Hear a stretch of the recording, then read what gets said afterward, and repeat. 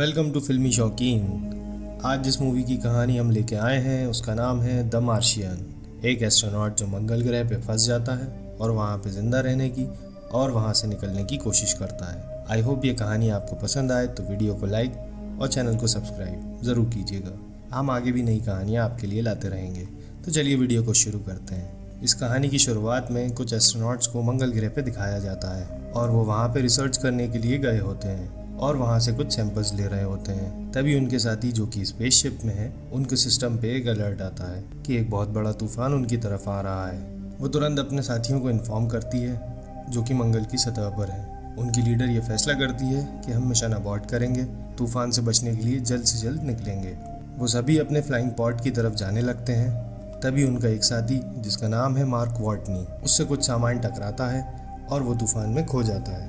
उनकी लीडर उसको ढूंढने की बहुत कोशिश करती है पर वो उनको नहीं मिलता और ना ही उससे कोई संपर्क हो पाता है। मजबूरन अपनी जान बचाने के लिए उन्हें वहाँ से निकलना पड़ता है। वो ये जानकारी अर्थ पे नासा को भी दे देते हैं कि ये हादसा हो चुका है। फिर हमें दिखाया जाता है अर्थ पे नासा के डायरेक्टर प्रेस को बताते हैं कि मार्क वॉटनी की मिशन के दौरान मौत हो गई है।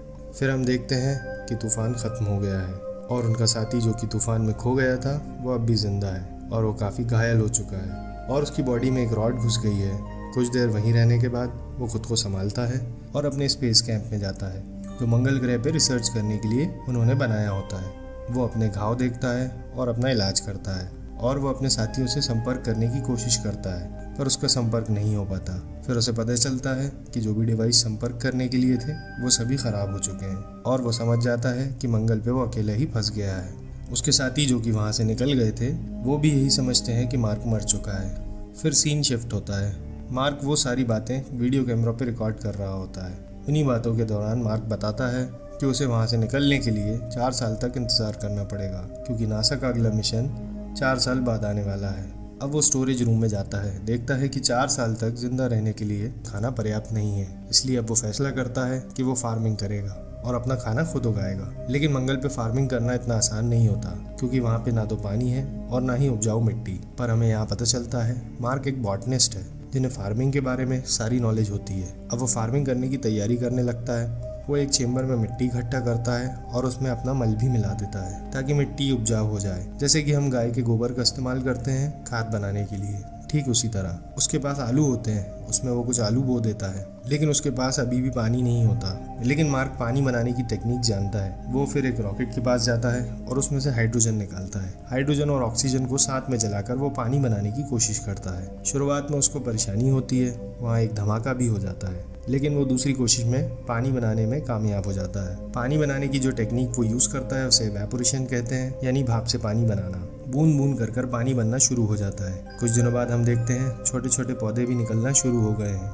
मार्क उन्हें देखकर बहुत खुश होता है। फिर हम देखते हैं कि नासा की एक सैटेलाइट ऑपरेटर उस तूफान वाली जगह की तस्वीरें देख रही होती है तो उसे कुछ बदलाव दिखाई देता है। कुछ चीज़ें एक जगह से दूसरी जगह पे शिफ्ट हुई नजर आती हैं। वो तुरंत अपने सीनियर को बताती है और वो तस्वीरें उनको दिखाती है। वो सभी समझ जाते हैं कि मार्क जिंदा है। तभी उनके सीनियर कहते हैं कि मार्क जिंदा ज़रूर है पर हम उसको बचा नहीं सकते क्योंकि जब तक हम मंगल पे पहुंचेंगे मार्क भूख से मर चुका होगा, क्योंकि अर्थ से मंगल का सफ़र कई महीनों का है और उनको इस बात की जानकारी है कि मार्क के पास इतने लंबे समय तक जिंदा रहने के लिए खाना नहीं है। फिर अगले सीन में हम मार्क को देखते हैं जिसे अब मार्स पे 70 सोल हो चुके हैं, यानी कि 70 दिन। और वो कैलकुलेशन करता है कि जब नासा का अगला मिशन जो कि 4 साल बाद आने वाला है उसकी लोकेशन से 3200 किलोमीटर दूर उतरने वाला है और उसे वहाँ वक्त से पहुँचना होगा। उस सफ़र को पूरा करने के लिए उसे लगभग 50 साल का वक्त लगने वाला है। वो ये सारी जानकारी व्लॉग्स के जरिए रिकॉर्ड करता है। फिर अगले सीन में हम देखते हैं अर्थ पे नासा के हेडक्वार्टर में मीटिंग चल रही है। वो मार्क तक मदद पहुंचाने की तैयारी कर रहे होते हैं पर इस तैयारी में उन्हें 3 महीने का वक्त लगने वाला है और जो रॉकेट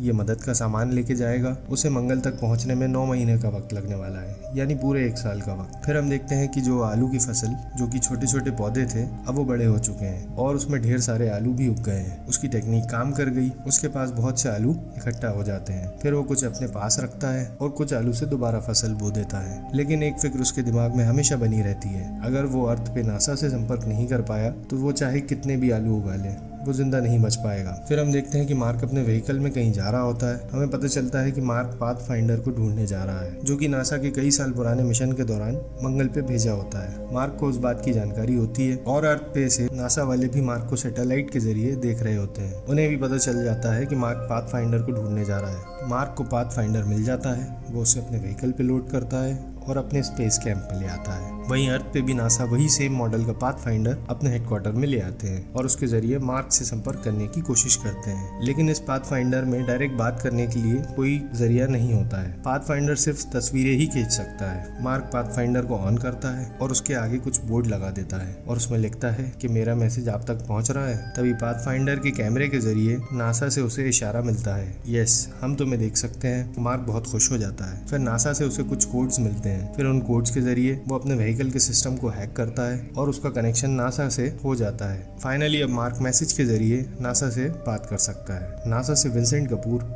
मार्क को मैसेज भेजते हैं कि हमें खुशी है इस बात की कि तुम जिंदा हो और हम तुम्हारे लिए मदद का सामान भी जल्द से जल्द पहुंचाने की कोशिश करेंगे। और विंसेंट मार्क को बताता है कि तुम्हारे साथी जो कि मंगल से निकल गए थे वो अभी तक नहीं जानते कि तुम जिंदा हो। मार्क नाराज हो जाता है और अपनी नाराजगी मैसेज के जरिए जाहिर करता है। फिर हम देखते हैं नासा मार्क के साथियों को भी, जो कि अभी भी स्पेस में ही हैं और अर्थ की तरफ वापस आ रहे हैं, उनको भी बता देते हैं कि मार्क जिंदा है। ये बात जानकर वे सभी भी खुश हो जाते हैं, लेकिन उतने ही फिक्रमंद भी होते हैं क्योंकि मार्क मंगल पे अकेला है। फिर ऐसे ही कई दिन बीत जाते हैं। फिर हम देखते हैं कि जिस चेम्बर में मार्क ने फार्मिंग करी होती है वहाँ पे प्रेशर में बदलाव के कारण एक धमाका हो जाता है और कुछ ही पल में उसकी सारी फसल खराब हो जाती है, क्योंकि जो एटमॉस्फेयर उसने चेम्बर में बनाया होता है वो पूरा का पूरा खराब हो जाता है। अब वो नई फसल भी नहीं उगा सकता। जितना खाना उसने जमा करा था अब उतने से ही उसे काम चलाना पड़ेगा। फिर वो कैलकुलेशन करता है कि जितना वक्त मदद आने में लगने वाला है तब तक के लिए खाना बहुत कम इकट्ठा हुआ है, इसलिए अब वो फैसला करता है कि जितना खाना वो एक दिन में खाता था उतना अब वो 3 दिन तक चलाएगा। फिर हम देखते हैं कि अर्थ पे भी सारी तैयारियां पूरी हो गई है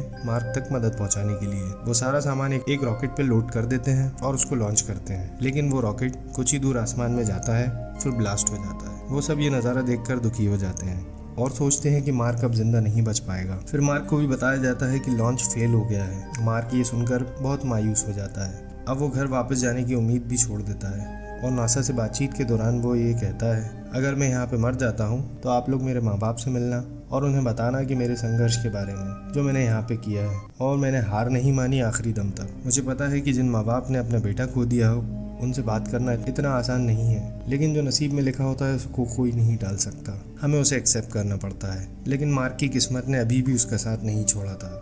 हमें पता चलता है कि चाइना का स्पेस मिशन कुछ ही दिनों में लॉन्च होने वाला है। फिर नासा के लोग उनसे बात करते हैं और चाइना भी राजी हो जाता है मार्क की मदद करने के लिए।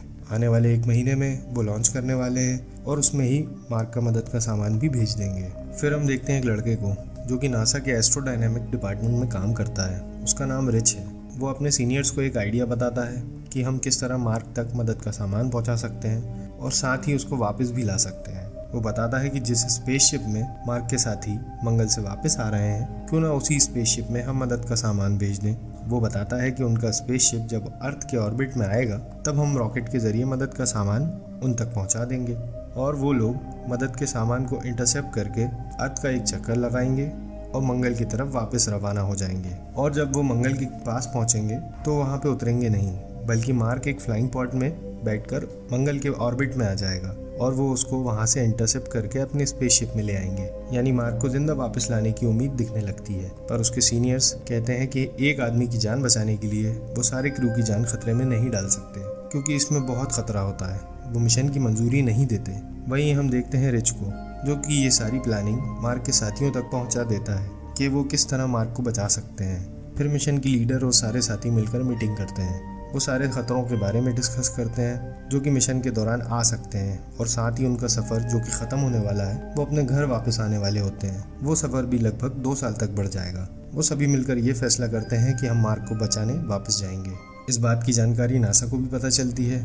फिर वो भी मार्क के रेस्क्यू मिशन की मंजूरी दे देते हैं। फिर हम देखते हैं कि नासा वाले मदद का सामान उसी चाइनीज़ रॉकेट पर लोड कर देते हैं और उसे मार्क के साथियों तक पहुंचा देते हैं। वो वही टेक्निक जो कि रिच ने बताई होती है उसी का इस्तेमाल करते हैं और मदद का सामान लेके मार्क को बचाने का मिशन शुरू कर देते हैं। फिर हम देखते हैं कि मार्क को भी ये जानकारी मिल जाती है कि उसके साथी उसे बचाने आ रहे हैं। वो बहुत खुश हो जाता है और वो तैयारी करने लगता है मिशन की। और मार्क अपने खाने के सामान को दोबारा कैलकुलेट करता है ताकि उसके साथी जब तक वहाँ पहुँचे उसके पास खाना पर्याप्त रहे, और वो अपने व्हीकल में भी ज़रूरी बदलाव करता है जो कि मिशन के दौरान और काम आने वाले हैं, और वो अपना सफ़र शुरू करता है फ्लाइंग पॉड की तरफ जो कि मंगल पे पहले से मौजूद है। एक लंबा सफ़र तय करने के बाद मार्क फ्लाइंग पॉड तक पहुँच जाता है जो कि मार्क को मंगल के ऑर्बिट तक लेके जाएगा, लेकिन ये इतना आसान नहीं होता जितना सुनाई देता है क्योंकि फ्लाइंग पॉड का वज़न बहुत ज़्यादा होता है और ये फ्लाइंग पॉड काफ़ी पुराना भी है और इसमें ज़्यादा फ्यूल भी नहीं होता है। ये सिर्फ एक बार ही लॉन्च हो सकता है और अगर इसमें वज़न ज़्यादा हुआ तो ये मंगल के ऑर्बिट तक नहीं पहुंच पाएगा और मार्क भी नहीं बच पाएगा। फिर नासा वाले मार्क को गाइड करते हैं कि वो किस तरह फ्लाइंग पॉड का वज़न कम करे। फिर मार्क उसी काम में लग जाता है। वो धीरे धीरे करके काफ़ी वज़न कम कर देता है। वो फ्लाइंग पॉड का वज़न 5 टन तक कम कर देता है जो कि मंगल के ऑर्बिट तक पहुंचने के लिए काफ़ी है। फिर हम देखते हैं कि मार्क के साथी भी मंगल तक पहुंचने वाले हैं। वो प्लानिंग कर रहे होते हैं कि हम किस तरह मार्क को बचाएंगे और इसमें गलती की कोई गुंजाइश नहीं हो सकती। मार्क भी नीचे तैयार हो रहा होता है। वो अपने बाल और दाढ़ी काटता है और हम देखते हैं कि मार्क कितना कमज़ोर हो चुका है और अर्थ पे भी सारी दुनिया की नज़र इस मिशन पे होती है। वो सभी यही चाहते हैं कि मार्क बच जाए। फिर मार्क फ्लाइंग पॉड में बैठ जाता है और फ्लाइंग पॉड लॉन्च हो जाता है, पर उस लॉन्च का मार्क पर इतना दबाव पड़ता है कि वो बेहोश हो जाता है। वो काफ़ी देर बेहोश रहता है। वहीं मार्क की लीडर और उसके साथियों के सामने एक नई परेशानी आ जाती है।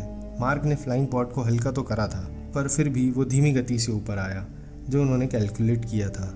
इस वजह से मार्क को इंटरसेप्ट करने की दूरी बढ़ गई थी और उनका मेन स्पेसशिप काफ़ी तेज़ गति से चल रहा है। इस तरह वो मार्क को इंटरसेप्ट नहीं कर पाएंगे। वो उनसे काफ़ी दूर निकल जाएगा। उनके पास बहुत कम समय होता है इस परेशानी से निकलने के लिए। फिर उनकी लीडर अपने साथियों को एक आइडिया बताती है। वो कहती है कि इंजन के बर्नर्स को बंद कर दो और जिस दिशा में हम जा रहे हैं उस दिशा के एक चेंबर में हम धमाका कर देंगे। उससे प्रेशर बहुत तेज़ी से बाहर आएगा, इस वजह से स्पेसशिप धीमा हो जाएगा। वो लोग वैसे ही करते हैं और स्पेसशिप धीमा हो जाता है। वहीं मार्क को भी होश आ जाता है और हम देखते हैं मार्क की दूरी अभी भी उतनी कम नहीं हुई है कि मार्क आसानी से स्पेसशिप में आ पाए। फिर मार्क अपनी लीडर से कहता है, मैं अपने स्पेस सूट में एक छेद कर देता हूँ और उसमें से जो हवा का प्रेशर निकलेगा उसका इस्तेमाल करके मैं तुम तक पहुँच जाऊँगा। उसकी लीडर उसको मना करती है क्योंकि इसमें बहुत ख़तरा होता है, पर मार्क नहीं मानता।